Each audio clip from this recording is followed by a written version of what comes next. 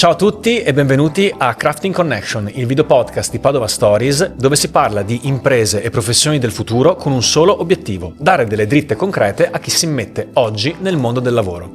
Io sono Alessandro Pittoni, founder di Padova Stories, qui con me c'è Alberto Antonello, che è il responsabile di comunicazione di Digital Artifacts. Ciao Alessandro e buongiorno a tutti. Ospite di oggi è Giorgio Sbrissa, amministratore delegato per ENAIP Veneto. Benvenuto Giorgio. Grazie a voi.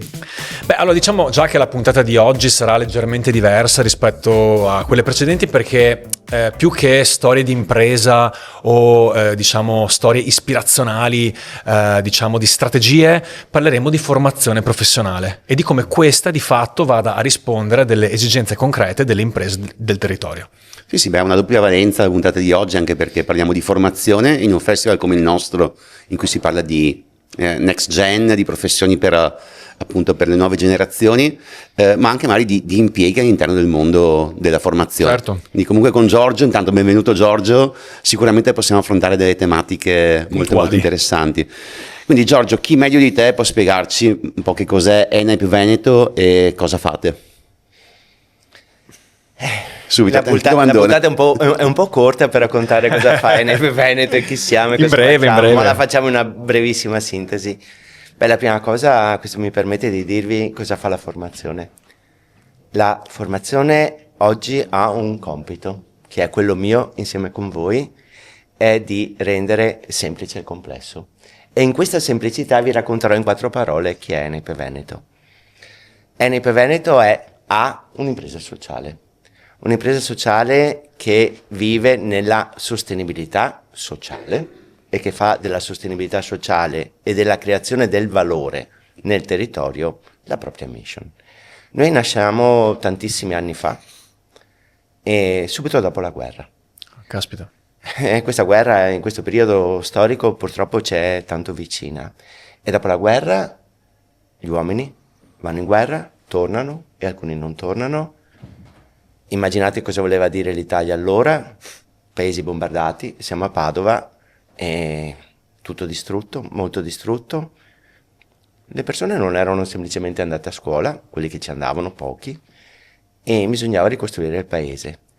E non avevamo muratori, elettricisti, idraulici, meccanici, i treni non andavano, le scuole non c'erano. Facciamo fatica a immaginare una situazione del genere, oggi la vediamo attraverso i conflitti che ci sono vicini. Esatto. Noi eravamo così. E allora avevamo per fortuna delle persone molto illuminate e il nostro vescovo di Padova, insieme con gli imprenditori, e questa è la storia di ENAIP, decisero che servivano, il padre vescovo poi disse che servivano dei bravi lavoratori, certo, cristiani, ovviamente, per ricostruire tutto, e quindi si presero i grandi imprenditori. Allora c'erano gli imprenditori che facevano i vagoni ferroviari, c'erano le ferriere. Immaginate questa situazione. C'era anche una situazione quasi della Fiat che voleva o non voleva ripartire su Padova, e si è fatto il primo grande, fra virgolette, contratto di apprendistato. Questo apprendistato che sentiamo sempre. E quindi all'Arcella, allora l'Arcella era fatta da casette, stalle, mucche, e il vescovo diede i terreni, gli imprenditori mandarono quello che noi oggi chiamiamo i professori a insegnare ai lavoratori e alle lavoratrici future i mestieri. E come lo fecero? Cominciarono a costruire la scuola. Se voi andate all'ENAIP a Padova, è uno stabile molto grande e proprio fisicamente con le mani si fecero le aule, i laboratori, gli impianti elettrici, gli impianti idraulici. Cioè, costruita la scuola da zero proprio. Si è costruita insieme con questi grandi imprenditori, il vescovo, e si è imparato a fare quello che serviva per ricostruire. E da allora è partita la storia. Poi da un punto di vista giuridico, immaginate qual era la situazione allora, poi è cambiata, poi è arrivato il Ministero del Lavoro, ha riconosciuto le regioni, tutte queste cose qui. Nel tempo si è cominciato a dire cosa doveva fare un idraulico, cosa doveva fare un elettricista, doveva sapere un po' di matematica, allora un po' di italiano, e si è cominciato questo percorso. assume forma negli anni 50, ma in realtà parliamo subito dopo la guerra. E così partiamo a Padova, e poi partiamo a Cittadella, e poi partiamo a Verona, e alla fine oggi solo in Veneto noi abbiamo un poco meno di una ventina di centri di formazione professionale. Quindi diciamo che la prima sede è proprio quella di Padova? Una delle prime sedi è sicuramente quella di Padova. Tutto questo poi nasceva in tutto il nostro paese, però il Veneto è stato uno dei primi dove si è partiti. E i lavoratori venivano alla mattina, i lavoratori erano studenti, e alcuni erano lavoratori che venivano il pomeriggio, la sera, dopo che tornavano dal lavoro. E sono nate le prime imprese, perché poi immaginate uno che sapeva fare una cosa, apriva la piccola impresa, era un'impresa edile, era un'impresa artigiana, e così allora si è cominciato a creare tantissime imprese. Se oggi noi andiamo a vedere cosa fa Enip, fa nascere imprese. Per questo c'è questo rapporto fortissimo con tutto il mondo artigiano. La propensione di chi fa formazione professionale a fare imprese è altissima. Altissima. Magari non quando hanno finito la scuola, ma dopo 2, 3, 4 anni, le ragazze e i ragazzi che fanno i percorsi di istruzione e formazione professionale hanno un'alta propensione a fare impresa. Intorno ai centri di formazione professionale ci sono tantissime imprese che sono nate da Enip. Qual è il rapporto con le imprese di Enip? Beh, immaginate, allora è fortissimo, certo, sono ex allievi di Enip, semplicemente, banalmente, oggi moltissime imprese grandi del nostro territorio sono nate allora e poi negli anni successivamente da ex studenti di Enip. Ma oggi scusa, noi abbiamo... È un incubatore di startup ante litteram, se volevo dire. Una storia estremamente suggestiva. Ma non è che sia ante litteram, è sostanziale. Esatto. Sostanziale. Infatti, e oggi continua questa storia. Servono i numeri, perché è importante avere anche un dato. Beh, primo, nella nostra regione la formazione professionale è un'eccellenza. Quanti ragazzi fanno formazione professionale, ragazze e ragazzi? Beh, in Veneto più del 10%. Quindi noi quando ci narriamo del liceo classico, dell'istituto, quelli che fanno formazione professionale sono di più.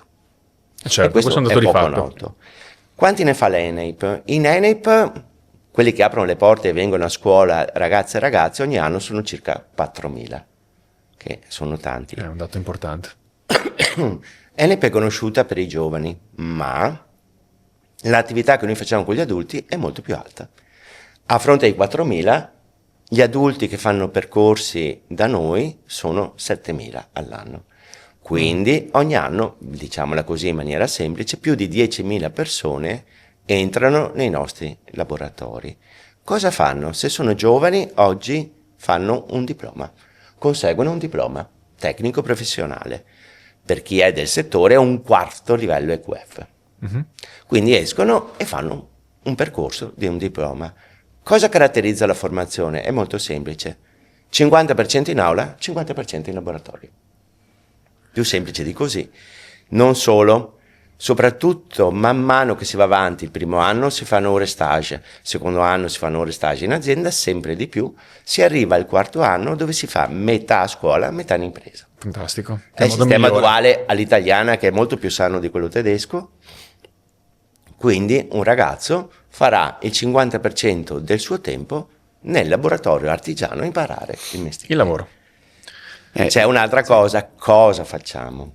Allora, viviamo un paese che ha sempre questi effetti wow, per cui siamo molto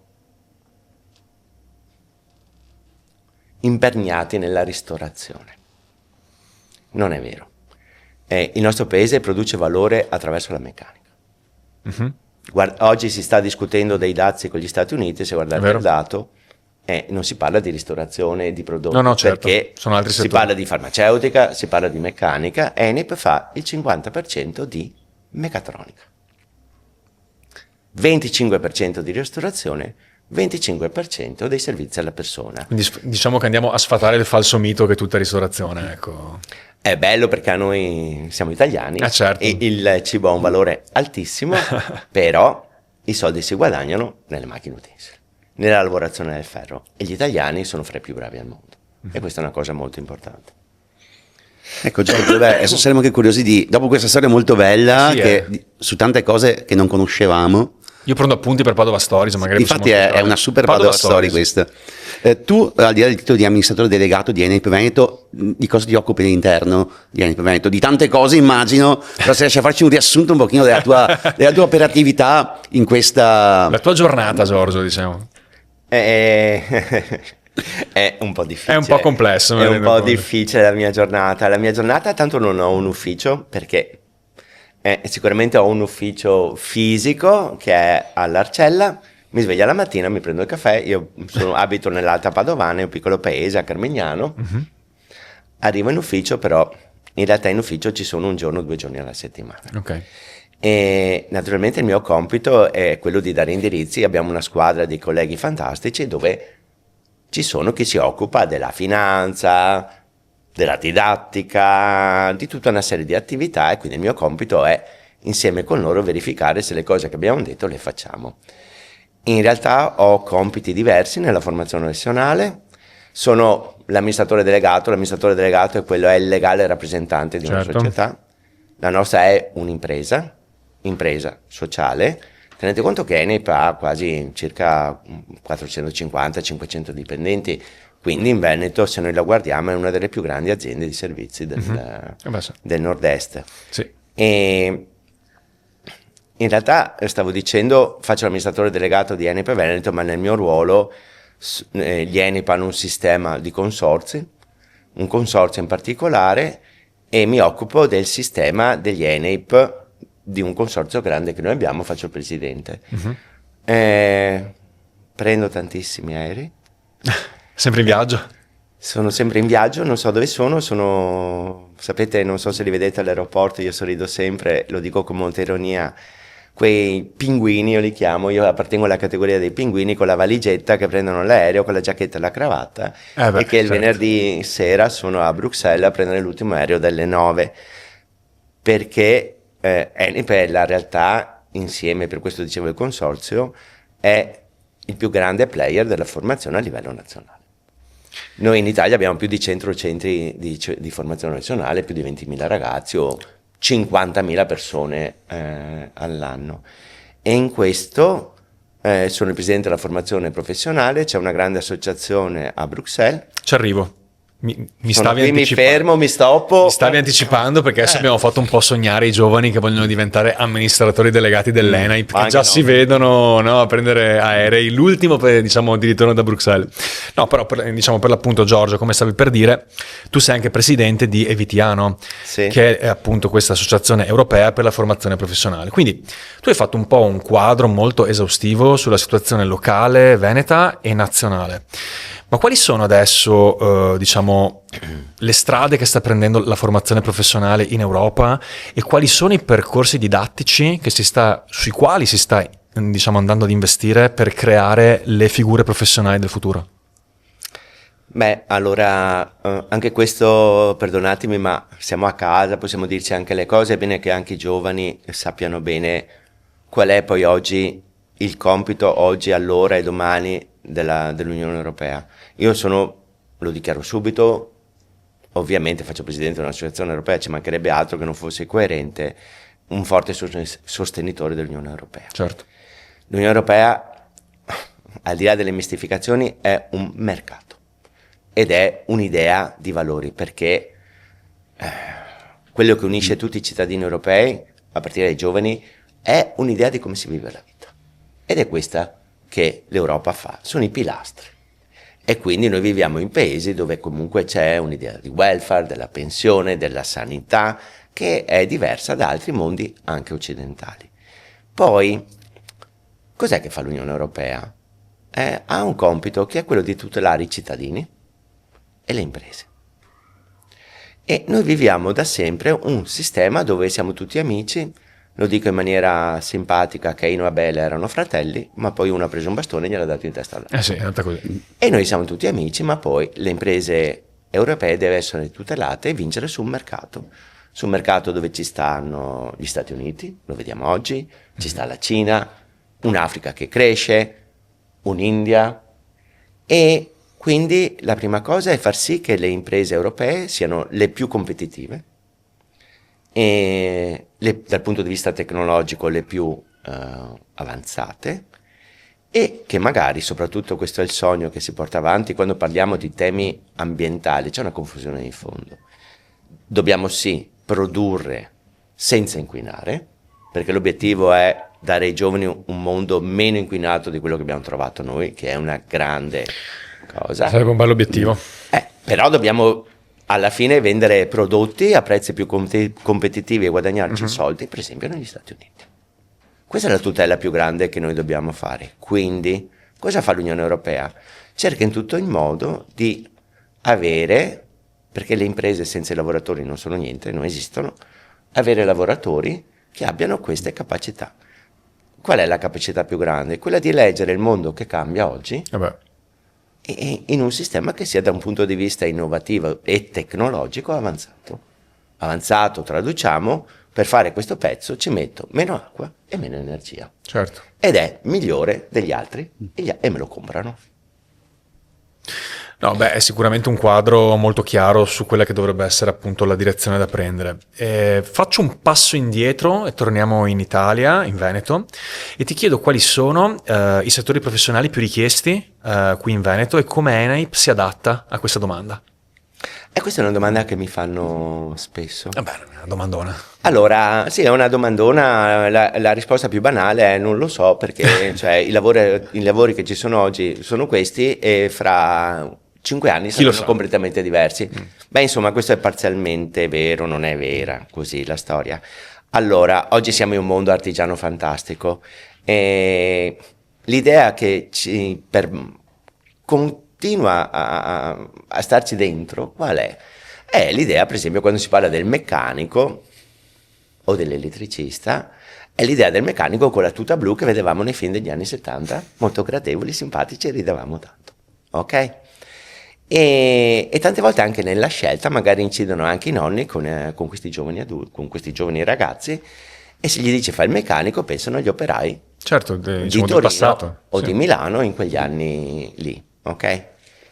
E beh, insomma, sapete un po' di cose sono cambiate, non andiamo più a cavallo, usiamo le macchine, dalle macchine abbiamo macchine anche diverse e la storia dell'uomo va avanti. Oggi noi parliamo di lavori che hanno quel nome, ma che negli anni sono sostanzialmente cambiati. Quando parliamo, c'è sempre la solita questione, lavoro con le mani, lavoro con la testa, cosa faccio? Oggi noi siamo qui, c'è chi fa l'operatore della parola e chi fa l'operatore della macchina utensile. Ok. Il lavoro che oggi serve e che servirà domani, qual è? È sempre di più avere la capacità di leggere quello che succede fuori dal nostro piccolo mondo della singola persona, analizzare la realtà e soprattutto portare nell'impresa quell'innovazione che chi ci ha preceduto non è più in grado di portare perché certo, raggiunge una certa età. I giovani sono bellissimi, sono fantastici, lo sono sempre stati. Non è vero che i giovani non hanno voglia di fare, io credo che i nostri giovani hanno più voglia di fare di quando ero giovane io, lo dico subito, perché già mio nonno mi diceva che non avevo voglia di fare e se continuiamo a dire a questi giovani non hanno voglia di fare, altro falso mito da sfatare. Per favore, basta, hanno voglia di fare, sono più bravi di noi, hanno aspetti valoriali molto più forti dei nostri. Più marcati e sono sicuramente, hanno una marcia in più rispetto a quello che sta succedendo come avevamo noi allora. Ma cos'è che noi dobbiamo dare a loro? Questa capacità di leggere i cambiamenti che sono sempre più veloci.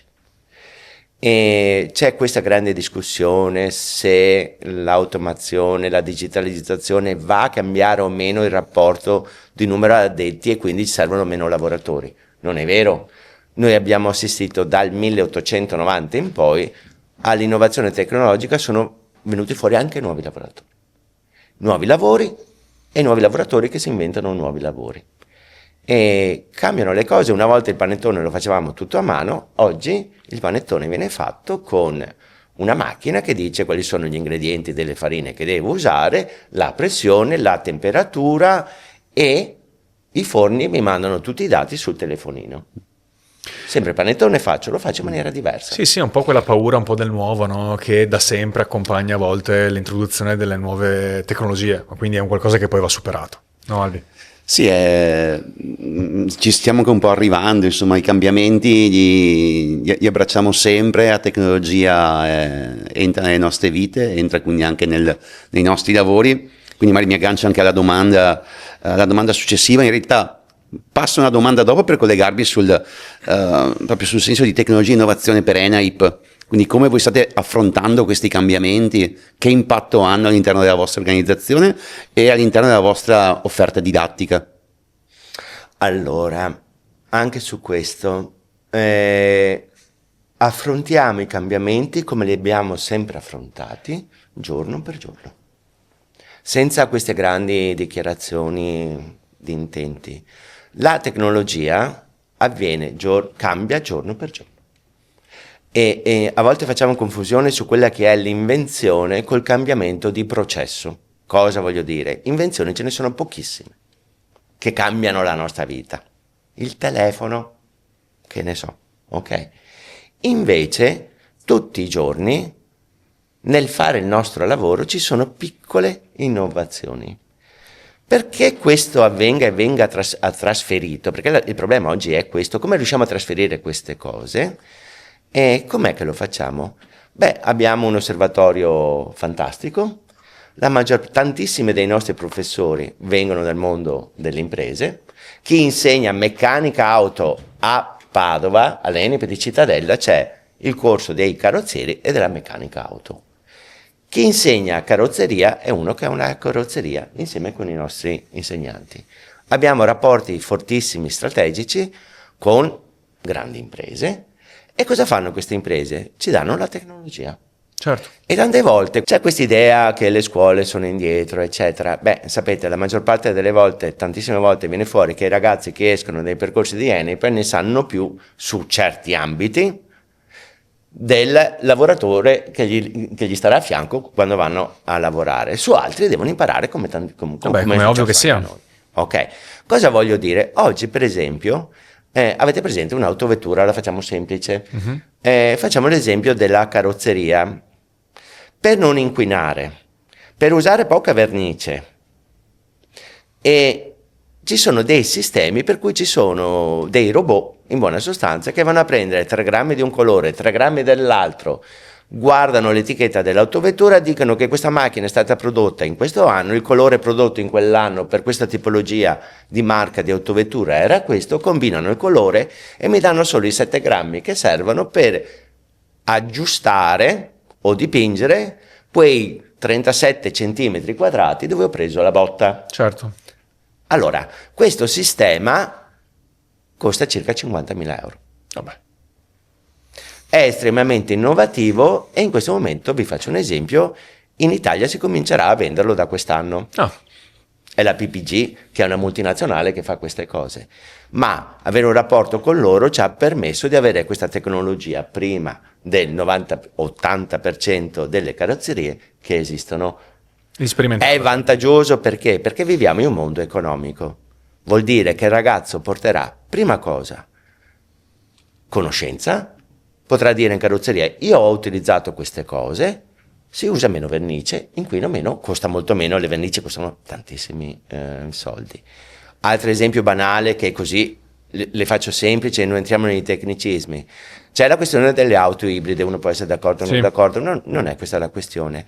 E i ragazzi hanno buone capacità ovviamente digitali, ci sono tantissime cose che noi come autisti non vediamo, ma l'auto ha più fili elettrici che pistoni. Sì, no, c'è un sacco di elettronica, non c'è dubbio. La centralina comanda di tutto. Quando noi schiacciamo questo nostro piede sull'acceleratore, partono una serie di input. A quel livello, se lo schiaccio veloce, se non lo schiaccio veloce, se lo schiaccio poco, ok, butto più o meno benzina, e partono tutta una serie di cose sull'autovettura. Bisogna metterci le mani su queste centraline. E i ragazzi sanno farlo. Vediamo i camion dalla mattina alla sera. Guardate che un camion che consumi da 2,8 a 3,5 litri per chilometro su 1 milione di chilometri. Caspita, cambia. Ce lo sanno fare queste cose. Perché hanno una capacità, e ci mancherebbe anche altro, ok, di interfacciarsi oggi con gli strumenti che noi non abbiamo. Anche su questo però bisogna accompagnarli, perché non è che se uno usa Instagram, Telegram, WhatsApp, allora a conoscenza, perché dopo c'è anche questa narrazione, a conoscenza, non gliene frega niente a nessuno, ma certo. usi WhatsApp, deve usare degli strumenti che si interfacciano con la macchina. Il digitale oggi è semplificato così: lavoratore, guardo cosa mi dice quella col computer sui dati di processo. Cosa vuol dire l'esempio del panettone? Mi dice che oggi a questa temperatura esterna dovrò cucinarli per 1 minuto in più a questa variazione di temperatura e impostargli una pressione e usare una farina diversa, e il computer in continuo mi dà questi dati di come sta andando. Sì, un livello di informazione pazzesco. Ma infatti guarda, da questo punto di vista intanto ti ringrazio perché hai veramente spiegato a modino quello che effettivamente sono poi le innovazioni tecnologiche e come queste vanno di pari passo con la formazione delle nuove generazioni. Mi viene da fare un po' un salto in avanti, infatti, Albi, se mi dai il permesso. Certamente. Grazie. Perché tu ci hai dato un dato molto importante, no? Nel senso che la formazione degli adulti in termini numerici è più numerosa di quella dei giovani, no? Oggi si sente tanto parlare di formazione continua, no? Come se non si dovesse mai smettere di studiare, anche per via appunto di questo mondo complesso in continua evoluzione. Come l'affrontate in ENAIP questo concetto? Allora, la formazione continua, partiamo da una prima cosa. Il capitale umano è un capitale un po' strano, cioè bisogna aggiornarlo, e quando lo aggiorniamo non è che abbiamo gli effetti immediati. Scusate se uso questa forma, così ci stacchiamo quasi dall'essere umani, ok? Faccio un percorso formativo, non è detto che riesco subito a realizzarlo, cioè a capitalizzare quello che ho imparato. In un mondo che cambia, la difficoltà più grande che oggi noi abbiamo è come trasferire la conoscenza con strumenti diversi. La facciamo semplice: guardate che trasferire le competenze logico-matematiche oggi è una delle cose più importanti. Non esiste trasformazione digitale se non potenzi le capacità logico-matematiche a tutti i livelli. Non è una questione degli ingegneri, ce l'hanno meno questo problema, è dei ragazzi. Quindi noi facciamo questa formazione a distanza, vi sarà successo, piuttosto che tenete conto che ENAIP Veneto è un centro di sviluppo della Apple. Però in Veneto si sperimenta tutto un percorso con Apple. Io a suo tempo ero stato a Cupertino, stiamo sviluppando, quindi è bello, abbiamo in certi luoghi e progressivamente sempre di più avremo tutti i tablet. Il problema non è il tablet, cosa ci metti dentro i tablet e come riesci a trasferire i contenuti alla ragazzo che deve imparare. È ovvio. Dal Covid noi sappiamo una cosa, che insegnare a distanza la matematica non funziona. non va. Non funziona, non c'è verso, è molto difficile, ma serve.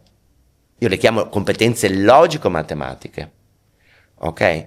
Anche perché c'è anche questa idea che solo certi sappiano fare la matematica, altri no. No, le intelligenze sono diverse e la matematica è diversa. Noi necessitiamo di matematica applicata.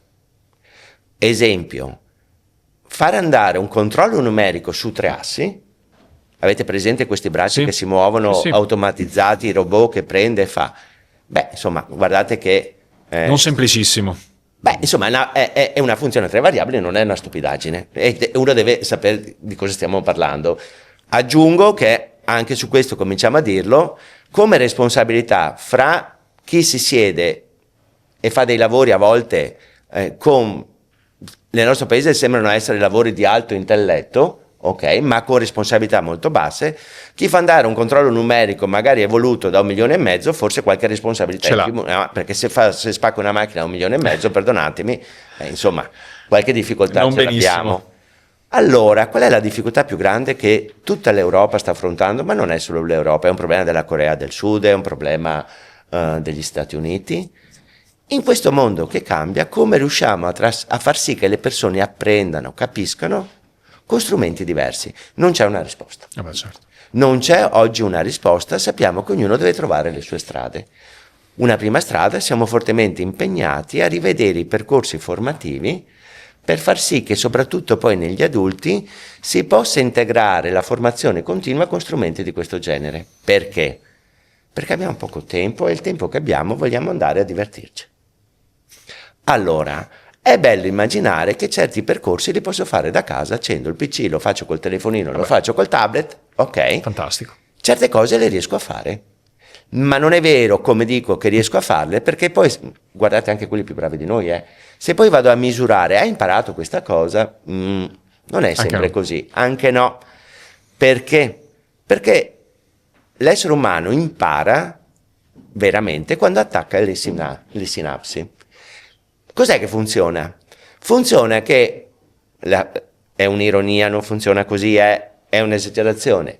Se ti tira una sberla o ti dà un bacio, in quello stato emotivo imparo di più. Se sto in classe insieme con altri, c'è uno scambio relazionale che facilita l'apprendimento. Certo. Se sto insieme, noi siamo persone sociali. Sì. E dobbiamo trovare il giusto equilibrio su questo. E l'altra cosa che è forte in Enel è l'errore, che ce lo siamo dimenticati. Si impara sbagliando. Bisogna impostare i percorsi della didattica, impostando l'errore. Uno sbaglia, si ferma e la volta dopo non lo fa perché deve perdere tempo e ricostruire, e quindi si mette a farlo bene, impara. Sì, beh, insomma, voglio dire, anche i grandi saggi dicevano che non c'è errore, c'è solo esperienza, è super vero questa cosa qua, e forse dobbiamo ricordarcelo molto spesso. Ma tenete conto anche su questo, stando concretamente, se uno deve fare una lavorazione meccanica e ci mette 5 ore per arrivare a quel pezzo, 5 ore, ok? E poi il pezzo non funziona, deve metterci altre 5 ore, insomma uno un po' si infastidisce. Se invece uno sbaglia le crocette, sapete, 1, 2, 1, 2, 1, 2, 3, sì vabbè, ci ho messo 20 minuti, rifarò le crocette, ok, rifare un pezzo di metallo, 5 ore di lavoro, è ben diverso. Non è proprio una crocetta. Senti Giorgio, Alberto, che è il padrone di casa, credo che voglia offrirti un caffè, non lo so che in genere fa sempre gli onori e non credo siamo qua in una delle cornici più belle di Padova, che si associa facilmente al caffè. Quello buono. E Giorgio, un buon caffè del caffè Pedrocchi per noi, in un momento che è topico per il nostro podcast. Sì, guarda, io glielo passo a Giorgio perché... Grazie Alessandro. Quindi Giorgio, intanto ci hai dato una bellissima overview su un sacco di cose di storia e di futuro. Hai semplificato delle complessità in un discorso, quindi grazie davvero. Deve essere stato un contenuto molto denso e significativo anche per me, Alessandro, sicuramente. Figuriamoci poi per le nuove generazioni. Come timing, Alessandro, come siamo messi? Passiamo proprio allo spill the coffee. Io sento già delle parole anglofone che rimbombano nell'aria, quindi l'ho lanciato. Sì. Quindi direi, ecco Giorgio, questo momento proprio lo spill the coffee, mutuato dal linguaggio giovanile, il spill the tea, non stiamo poi a spiegare tutto quanto, lo spiegheremo in qualche altra puntata del podcast o nel lancio che faremo anche sui social. Molto croccante. Di questa piccola rubrica dentro la rubrica di spill the coffee, le ultime domande un po' a botta e risposta, perché così è anche bello vedere come ogni ospite ha risposto a modo suo a queste domande tutte uguali. E la prima, Giorgio, un pochino è un po' il senso del festival, che è dedicato al saper fare, quindi sia chi fa un mestiere artigiano con le mani, sia chi fa un mestiere digitale, quindi magari più di intelletto, più di pensiero, come dire, hai detto anche tu, tanto chi lavora con le mani fa una cosa artigiana, tanto chi deve usare il cervello per far guidare i bracci meccanici. Tu di questi tipi di artifacts, di persona che fa le cose, ti senti più un artifact manuale, un artifact di pensiero, un artifact di pancia magari, perché c'è anche il manager che deve agire anche con quella, o un artifact che è bravo a delegare e fa fare agli altri? Io ho un grande vantaggio, che scherzo sempre, rido sempre, la gente non capisce quello che dico. In realtà a volte sembra che sia uno che agisce di pancia, non è assolutamente vero. Cinicamente sono uno di quelli che agisce esclusivamente di testa, e che ne è un esempio l'ENEP. Noi programmiamo quello che succederà da adesso al 2033, ma del resto come possiamo se non facessimo così, come possiamo dare alle ragazze e ai ragazzi gli strumenti giusti per affrontare il futuro? Quindi un 70% testa, un 30% mani, sì.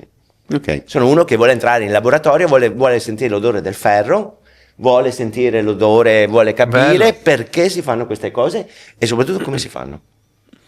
E immagino un po' da AD con tanti collaboratori, qualche delega la dai qua e là anche. Ma guardate, io sono uno di quelli che non ha nessuna. Da noi c'è un sistema, è un'azienda fantastica, molto orizzontale, ognuno ha le sue autonomie, risponde alle sue autonomie e non gli rompo neanche le scatole. Beh, meraviglioso.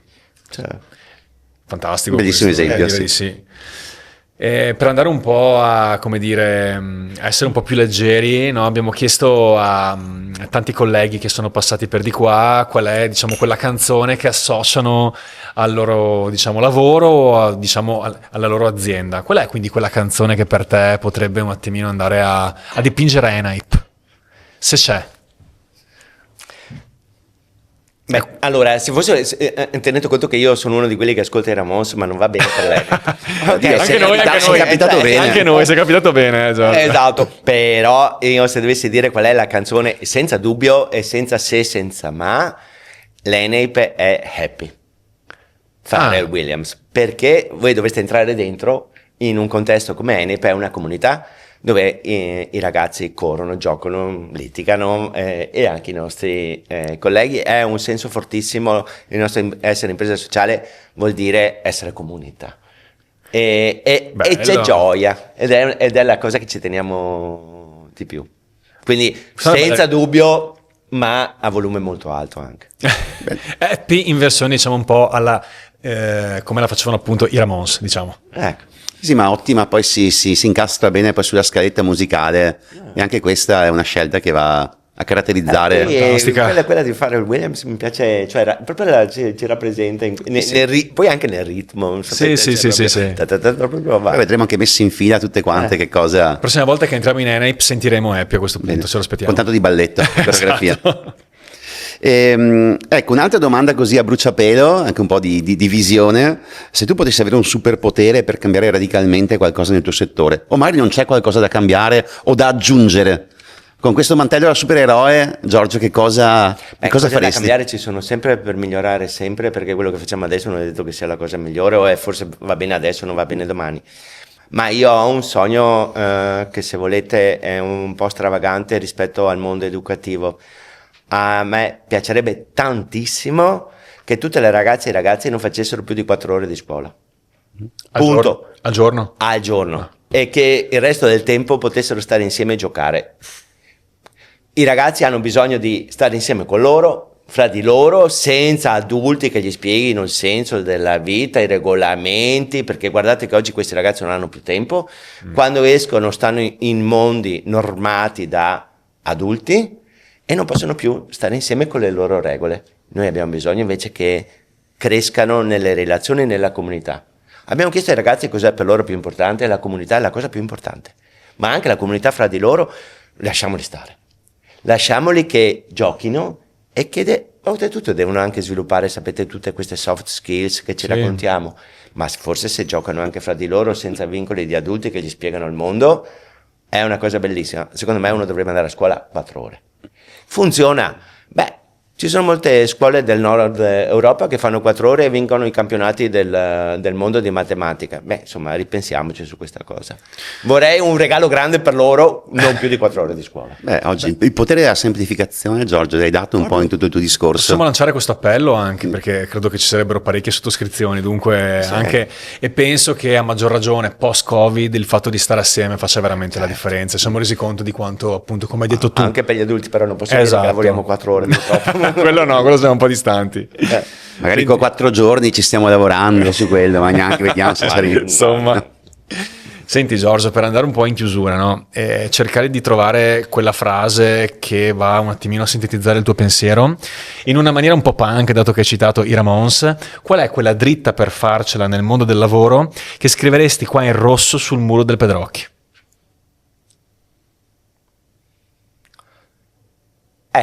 Questa non è facile. Non lo so. Io credo che la cosa che noi adulti dobbiamo dare più e scrivere sul muro, ok? È che ci siamo dimenticati che c'è una responsabilità che i giovani a volte non sentono. una responsabilità grande che loro hanno del futuro. E poi ce n'è anche un'altra che mi piacerebbe insieme. Noi si parla moltissimo in questo periodo dei ragazzi che vanno all'estero. Eh sì, è un tema. Allora, io ho questa idea, sapete che abbiamo detto ai nostri ragazzi studiate l'inglese perché è importante per andare all'estero, poi gli diciamo studiate l'inglese, poi gli diciamo non andiamo all'estero, fermiamoci un attimo su questa cosa. Però non è che se vai all'estero non vai all'estero. E io la riassumerei così anche come scritta, no? Noi abbiamo bisogno di cambiare questo paese, lo sappiamo da sempre. E allora, su questo gioco cambi il paese o cambi il tuo paese? Ecco, questo lo scriverei in questa forma che si capisce o non si capisce, cambi il paese, non so, vuol dire nella prima forma paese. Te ne vai via, oppure anche cerchi di cambiare in termini positivi perché è la responsabilità, è tuo questo posto dove viviamo. Cambia questo paese. Cambia questo paese perché sta anche a te far sì che questo paese sia un posto dove si vive bene, quindi cambia il paese. È un intervento da street artist, quasi banksiano che... Tra Bansky, Tony Gallo, esatto, non so. È vero, no, Kenny Random. È Kenny Random. No, perché cioè, sembra che sia nostro, beh sì, è vero, è nostro, abbiamo tutte le responsabilità, abbiamo fatto delle schifezze, però insomma, facciamo insieme. Quindi cambia il paese. Giorgio, ci hai lasciato veramente. Credo che questa chiacchierata sia stata tra le più ispirazionali e quindi ti ringrazio per tutti gli input che ci hai dato, che ci portiamo a casa sicuramente. Noi chiaramente ti aspettiamo a Digital Artifacts, che è il festival dell'artigianato e dell'innovazione digitale, in programma dal 28 al 30 marzo al Centro Culturale San Gaetano. Noi ti ringraziamo per essere stato qua con noi. Io sono a ringraziare voi anche perché questo posto è veramente gradevole e ha una cosa bella in sé, che parliamo sempre del digitale pensando allo staccato dal mondo, ma questo è un posto che ha una storia e si sente, ed è bello anche non dimenticarci da dove arriviamo. Grazie mille Giorgio, grazie Albi. Grazie Alessandro. E ci vediamo a Digital Artifacts. Buona serata.